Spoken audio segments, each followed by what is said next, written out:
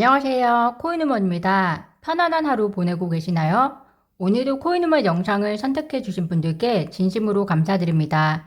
구독과 좋아요, 알림 설정은 코인우먼에게 큰 힘이 되오니 정중히 부탁드리며 오늘 영상 시작하도록 하겠습니다. 방금 전에 이더리움 창시자 비탈릭이 트윗을 통해 리플 XRP를 하대하는 이야기를 남겼습니다. 저도 보면서 분노를 금치 못했는데요. 그래도 차분한 마음으로 소식 전달드립니다. 비탈릭이 이야기한 내용을 직역하면 리플 XRP는 이미 이더리움을 중국이 통제하는 버스 아래로 던지려고 했을 때 보호받을 권리를 잃었다라는 이야기인데요. 그러면 리플 XRP가 이더리움을 중국이 통제하는 버스 아래로 던지려고 한 때가 언제이고 또 중국이 통제하는 버스 아래라는 것은 어디로부터 나온 표현이냐 하면 아래 비탈릭이 첨부한 본인의 과거 트윗을 보면 알 수 있습니다. 비탈릭이 2020년에 작성한 내용입니다. 이때 비탈릭은 리플 XRP를 완전 하잘것없는 똥코인이라는 표현을 했는데요. XRP가 하루아침에 비탈릭에 의해 똥코인이 되고 보호받을 권리를 잃은 이유는 바로 지금은 확인할 수 없으나 리플 측으로 작성한 것으로 예측되는 리플 XRP를 소개하는 인용문이 그 이유입니다.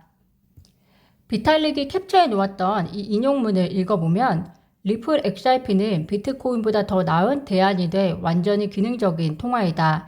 리플 XRP는 오픈소스 블록체인 기반으로 하여 견고하고 완전하게 기능적인 화폐 시장에서 널리 선택되어진다. 리플 XRP는 자본화된 시장에서 비트코인, 이더리움과 함께 꾸준하게 탑3에 랭킹된다. 그런데 중국에 의해 통제되어지는 비트코인, 이더리움은 SEC가 증권이 아니라고 했다. 여기서 쓰여진 이더리움이 중국에 의해 통제되었다는 표현이 그의 화를 돋구게 된 계기가 된 것 같은데요. 다음 인용문 보도록 하겠습니다. 암호화폐 산업의 혁신은 중국에 완전히 양도될 것이다. 비트코인과 이더리움, 블록체인은 둘 다 단순한 다수 규칙에 적용을 받기 때문에 중국의 통제에 매우 취약하다. 그렇지만 리플 XRP는 그렇지 않다. 제가 이해한 바로는 풀어서 말씀드리면 비트코인과 이더리움은 채굴 방식인데요. 물론 이더리움은 현재 멋지를 진행하고 있기는 하죠. 어쨌든 그래서 비트코인과 이더리움이 탈중앙화의 표본으로도 이야기가 되었고 그것이 비트코인과 이더리움이 가진 가장 큰 매력이었습니다. 그렇지만 중국이라는 나라는 그들 특유의 통치 성향상 이런 가상자산 역시도 본인들 통제하에 두려고 했고 그래서 채굴금지 및 가상자산에 대한 통제를 진행했던 것은 잘 아실 텐데요. 그런 측면에서 비트코인과 이더리움은 중국 통제에 매우 취약한 반면 리플 XRP는 그렇지 않다라는 것을 표현했던 것 같습니다. 어쨌든 이 인용문으로 인해 비탈릭은 리플 XRP는 보호될 권리를 잃었다고 이야기하는데요. 개인적으로 드는 생각은 리플 XRP가 보호될 권리, 지금 몇 년 동안 정보기관과 싸우고 있는 이 큰 건이 그때 인용문에 의한 비탈릭의 기분에 좌지우지돼 하찮은 것인가 라는 생각이 들고요. 동시에 과연 비탈릭의 성숙도 레벨은 얼마나 낮은 것인지 매우 의심스럽습니다. 이에 대해서 리플의 최고 기술 책임자 데이비드 슈워츠가 다음과 같이 이야기합니다. 비탈릭의 언변은 정부가 그들의 말에 동의하지 않는 비즈니스는 처벌해야 한다는 것과 다를 바 없다라고 이야기하는데요. 더불어서 그는 작업증명 시스템의 채굴자는 회사의 주주들과 비교할 수 있는데 가령 이베이 주주들이 구매자와 판매자 사이에서 생기는 알력에서 이익을 얻는 것처럼 이더리움과 비트코인의 채굴자도 이베이 주주들과 마찬가지다라고 이야기하고 있습니다. 그러면서 이런 정도의 논쟁이 정부에 의해 해결되어야 한다고 생각하는가 아니면 시장에 의해 해결되어야 한다고 생각하는가라고 비탈릭에게 질문을 던집니다. 제가 이해한 바로는 슈워츠는 이 논쟁은 단지 시장에서 형성될 수 있는 논쟁일 뿐이고 당연히 생길 수 있는 논쟁인데 이런 논쟁으로 정부가 리플 XRP를 보호하느냐 마느냐까지 비탈릭이 확대할 것은 아니다라는 것으로 보여집니다. 더불어 슈워츠는 이야기합니다. 이 인용문은 리플이 정부로 하여금 이더리움을 규제하라고 한 의도에서 나온 것은 아닙니다. 라고 얘기하고 있습니다. 즉, 과거 해당 내용이 리플이 이더리움에 대해서 정부가 어떤 행위를 하도록 하기 위한 것임이 아니라는 것을 자각하라는 것인데요. 다시 한번 해당 논쟁이 SEC가 리플 XRP를 증권으로 규제하고 리플 XRP에 대한 정부의 보호 권리를 잃었다는 것을 운운할 것이 아니다라는 것으로 저는 이해하였습니다. 비탈릭에 대한 리플 커뮤니티 대표 존 디튼 변호사 이야기 보도록 하겠습니다. 존 디튼 변호사는 다음과 같이 이야기합니다. 내가 비탈릭 당신에게 SEC의 지나친 접근으로 재정적으로 황폐해진 사람들의 이메일을 보내야 합니까?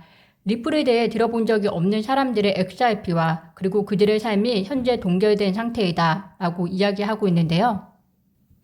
존 디튼 변호사는 리플 XRP 홀더 대표에서 이야기해주는 것 같은데요.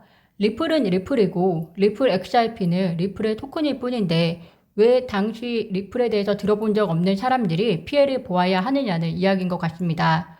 어떻게 보면 비탈릭 머릿속에는 이미 리플 XRP는 증권이다 라는 것이 박혀있는 것 같은데요. 더불어 존 디튼 변호사는 더 강하게 이야기합니다. 비탈릭 당신의 내가 대표하는 72,000 XRP 홀더분들이 보호받을 자격이 없다는 것인가요? 이 홀더분들은 아무 관련이 없다. 창피한 줄 아세요? 라고 이야기를 합니다. 창피한 줄 알라는 한마디가 비탈릭의 성숙도에 대한 평가로 보여지는데요. 더불어 비탈릭 당신이 과거에 XRP에 대해 말했던 긍정적인 것들을 기억하나요? 아마도 누군가가 당신의 말을 들으며 XRP를 샀을 것이다 라고 이야기하고 있습니다. 과거 XRP를 좋게 이야기하고 투자자들이 리플 XRP를 구매하도록 하는 것과 현재 리플 XRP는 보호받을 권리가 없다는 것은 너무 앞뒤가 안 맞는 이야기인데요. 비탈릭의 처신으로 보면 비탈릭이 리플 XRP를 하대했기 때문에 리플 XRP 홀더인 저희들은 이더리움을 하대해야 한다는 것과 같은 논리인데요.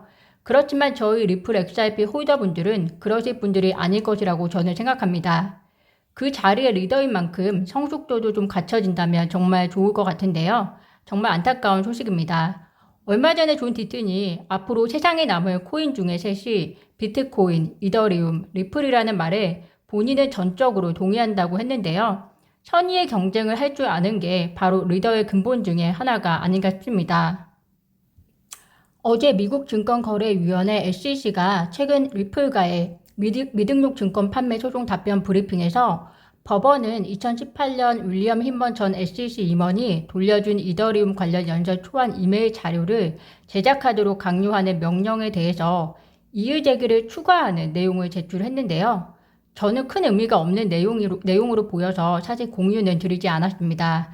그런데 가만히 보면 SEC가 추가적으로 제시한 내용이 비탈릭의 행위와 너무 닮은 구석이 있어서 보여드리는데요. SEC는 피고 측은 많은 사람들이 힌먼 연설을 근거로 XRP가 증권이 아니라고 받아들이고 있다. 이는 사실이 아니며 유력 경제지인 포춘도 리플과 같은 토큰이 규제 당국의 탈중앙화 판단 기준을 충족시키긴 어렵다고 보도한 바 있다라고 지적했는데요. 유력 경제지인 포춘 보도 이 인용문이 리플 XRP 보호를 결정지을 만한 증거가 되는지 대체 말이 되는지 모르겠습니다. 그러면 리플은 수많은 경제지와 그리고 얼마 전에 골드만삭스와 HSBC 등이 리플은 화폐라고 이야기한 내용을 증거로 제시해야 하는 것은 아닌지 모르겠습니다. 오늘은 좋지만은 않은 내용에 대해서 업데이트 드렸는데요. 사회는 다양한 사람들이 모여 살아가는 곳이고 각각의 이익이 매우 중요한 것은 맞는 것 같습니다. 그래도 최소한의 정의와 그리고 논리가 숨쉬는 곳이 되어야 하는 것 같은데요. 그런 면에서 리플과 SEC 소송이 더 중요한 것 같습니다. 꼭 승소를 할 수 있도록 리플 홀더분들께서도 마음속으로 긍정적인 생각 많이 해주시면 좋을 것 같습니다. 오늘 제가 준비한 영상은 여기까지입니다. 영상 시청 진심으로 감사드리며 구독과 좋아요, 알림 설정은 코인 음원에게 큰 힘이 됩니다. 감사합니다.